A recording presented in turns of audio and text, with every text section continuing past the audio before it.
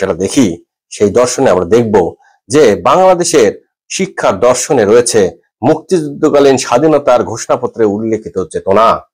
প্রিয় দর্শক, এই হচ্ছে চেতনা, বাংলাদেশের শিক্ষার দর্শন বা মূলনীতি। আর যে বিষয়গুলো আছে সেগুলো চরিত্রকে ঠিকভাবে ফুলফিল করে না। চরিত্র যে একটা বড় জিনিস, তার কিয়দ অংশ এখানে আছে, কিন্তু সবার প্রথমে আছে চেতনা। এই চেতনা হচ্ছে একটা পলিটিক্যাল টার্ম।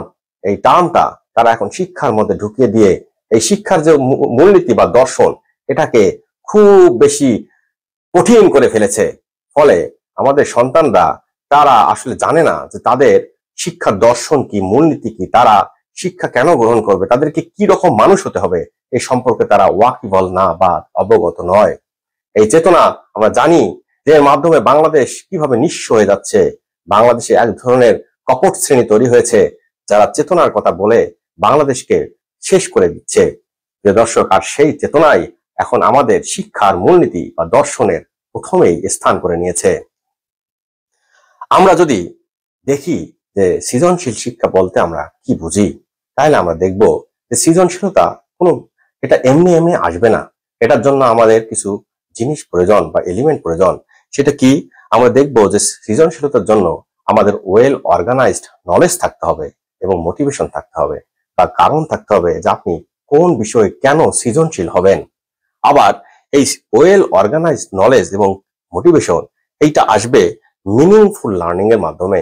আপনার পাঠ্যপুস্তক যদি আপনাকে মিনিংফুল লার্নিং বা মিনিংফুল কন্টেন্ট উপহার দিতে পারে, তাহলে আপনি সেটা থেকে আপনার নলেজ ওয়েল অর্গানাইজ হবে।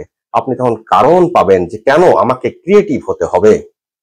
কিন্তু আমাদের যে পাঠ্যপুস্তকগুলো আছে সেগুলো সেটা ফুলফিল করতে পারে না, কারণ পাঠ্যপুস্তকগুলোর মধ্যে বিভিন্ন নেতা নেত্রী ছবি দিয়ে ভরপুর, বিভিন্ন অপসংস্কৃতি দিয়ে ভরপুর, ইসলাম বিদ্বেষ দিয়ে ভরপুর। তাই ছাত্রছাত্রীরা নিজেরাই কনফিউজ হয়ে যায় এবং তাদের যে আকাঙ্ক্ষা, তারা যে ইচ্ছা নিয়ে আগ্রহ নিয়ে পড়াশোনা করবে, সেই আগ্রহটা আর থাকে না। এই মিনিংফুল লার্নিং আসে দুটি জিনিস থেকে, একটা হচ্ছে যে ইন্টেলিজেন্স থেকে, আর একটা হচ্ছে কনফিডেন্স বা স্কিল থেকে। এই ইন্টেলিজেন্স, এইটা বুদ্ধিমত্তা, এইটা আবার দুই রকম, একটা হচ্ছে যে ইমোশনাল আর একটা হচ্ছে কগনিটিভ। আমরা এই বিষয়টাতে একটু পরে আসতেছি প্রিয় দর্শক।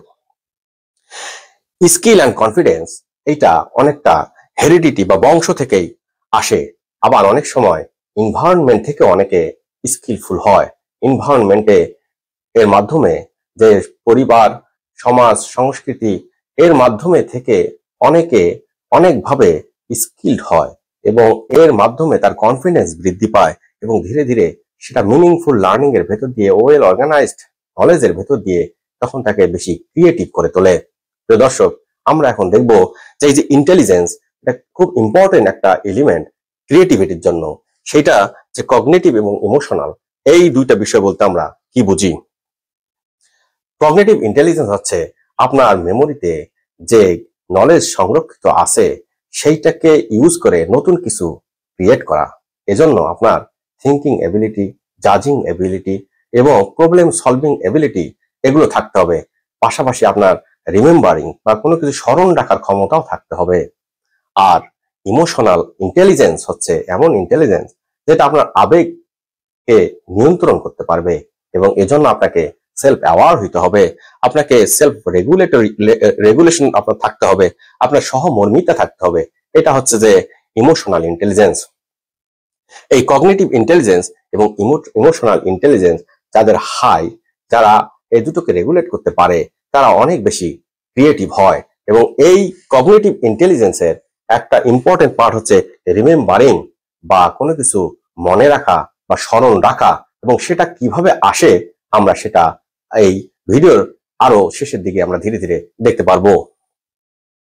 প্রিয় দর্শক, উন্নত দেশগুলোতে তারা কি করে, তারা পরিবার, সমাজ, সংস্কৃতি, রাষ্ট্র, অর্থনীতি, তাদের রাজনীতি, এই সবগুলো বিষয় আমলে নিয়ে তারা অত্যন্ত গবেষণা করে তাদের একটা শিক্ষা পদ্ধতি বা শিক্ষা ব্যবস্থা গ্রহণ করে এবং তারা তাদের যে বীজ বপন করে সেখান থেকে হৃষ্টপুষ্ট গাছ হয়, সেখান থেকে সুন্দর তারা ফল পায় এবং এর ফলে সেই দেশগুলো সবসময় উন্নত এবং সবসময় একই রকম কোয়ালিটি মেনটেন করতে পারে। কিন্তু আমাদের ক্ষেত্রে কি হয়, আমাদের কিছু শিক্ষাবিদ, কিছু বুদ্ধিজীবী, কিছু হচ্ছে অন্ধ রাজনীতিবিদ, কিছু হচ্ছে যে অপসংস্কৃতি মনোভাবিক ব্যক্তি এবং কিছু ইসলাম বিদ্বেষী ব্যক্তি, তারা কি করে, এই উন্নত দেশগুলো থেকে তারা যে শিক্ষা পদ্ধতিটা গবেষণা করে তৈরি করেছে সেইটা তারা ওখান থেকে চুরি করে নিয়ে এসে বাংলাদেশের মাটিতে বপন করে দেয়। ফলে যে ফল হয় তা হয় অত্যন্ত টক এবং সেটা খাবার অনুপযোগী।